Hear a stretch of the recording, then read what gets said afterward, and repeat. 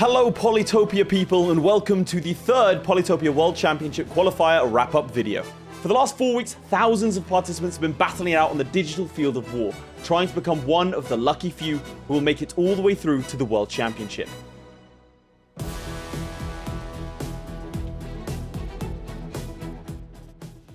Each weekend, 4 tribes competed simultaneously in a mirror matchup to guarantee that each tribe is represented by the best player possible. Let's start with the IMO tribe. The finals resulted in a matchup between Yeti Peaks and Sunnyflower for the IMO title. In Game 1, Yeti Peaks gets a quick giant, allowing them to take a contested village. Sunnyflower uses a lot of units to slow the giant advance from Yeti Peaks, enough to defend with their own giants. Sunnyflower then goes on to play aggressively, but with a few defenders and catapults, Yeti Peaks successfully defends and holds out until Sunnyflower's superior giant count dies out. A well-placed bomber shot from Yeti Peaks leaves Sunnyflower's units low enough for a knight to come in and take everything out. Sunnyflower then immediately resigns, giving Yeti Peaks the lead early on. And things keep looking good for Yeti as we move on to Game 2, because with great resources from Yeti Peaks, they are able to quickly upgrade their cities, giving an early economic advantage over Sunnyflower. And Sunnyflower, being forced to get mining to upgrade their cities, is far too slow to keep up, so Sunnyflower resigns.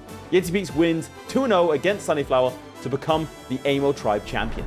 Let's move on to Luxidoor. In the finals, we saw AO Victory versus Traken.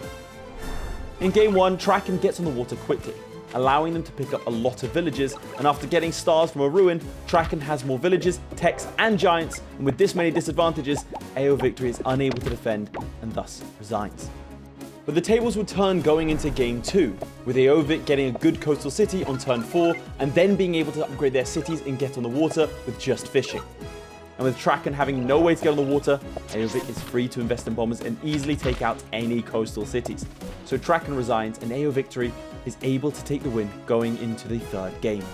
And in this final game, AO Vic gets early riders, which helps them win the middle villages. Traken gets an early giant to try and get them back, but with a couple of explorers from AO Vic gets the Eye of God monument and uses it to get their own giants to defend. And now with AO Vic having city and economic advantage, they get catapults and quickly kill the giant that Traken has, allowing AO Vic to take the capital and win the game. In a close fought battle, AO Vic secures the 2-1 victory to become the Luxidoor tribe champion. Now let's take a look on the Vengir tribe. Here we saw Crocs to School going up against Astrea. In Game 1, Crocs finds a great spot for 2 forges, greatly increasing their economy and allowing them to get 2 giants on turn 8. Although Astrea techs into rider roads and manages to siege a city, with a much better economy from Crocs, they quickly take it back. And with no giants of their own, Astrea is unable to defend, and so they resign. This puts Crocs in a very good position going into the next game. In Game 2, Crocs gets on the water very quickly, giving them an opportunity to land their giant onto an undefended city. Astrea matches them, also getting a giant on the water, but with Crocs having better access to the ocean, they're able to wipe out Astrea's navy and take complete control of the oceans. And with no way to stop the navy, Astrea resigns. This means Crocs to School wins 2-0 against Astrea to become the Vengir champion. Now let's shift our focus to the final tribe, Gingi. After a multitude of matches, we've arrived at the final 2 players, Le Liberateur and Guaja. In Game 1, Guaja has some good forge spots and gets a couple of giants really early. And then, by quickly getting these giants onto the water, Guaja can quickly siege some of Liberateur's cities.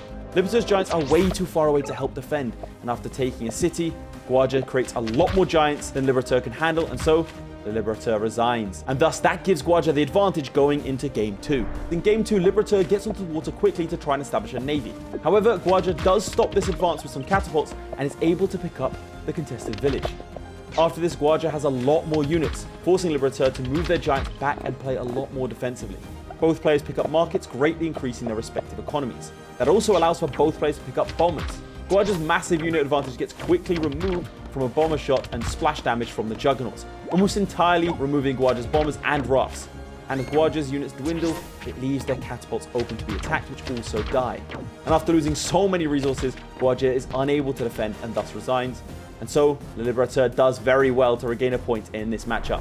That takes us to the final Game 3. Liberateur gets to an amazing level 5 forge spot, boosting their early game economy by a significant amount and enabling them to produce many giants.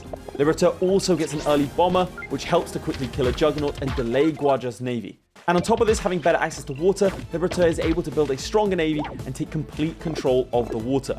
With no way to defend, Guaja resigns. The Liberateur wins 2-1 against Guaja to become the Gingi champion. That was the final round of qualifying, which means we now have the following 12 players making it through to the playoffs. For the Barda tribe, Slimming Boy. For the Kiku tribe, Ram Dingler. For the Imperius tribe, Arthur L248. For the Zabasi tribe, Justini Linguini. For the Hudrik tribe, Thetat. For the Umaji tribe, Dreamlander 3000. For the Quetzali tribe, Nanobot. For the Yadak tribe, Mixu. For the Imo tribe, Yeti Peaks. For the Luxidoor tribe, AO Victory. For the Vengir tribe, Croxer School. And finally, for the Gingi tribe, Le Liberateur. Tune in this weekend to see who will make it through to the finals. It all begins 6 p.m. Central European Time on Saturday.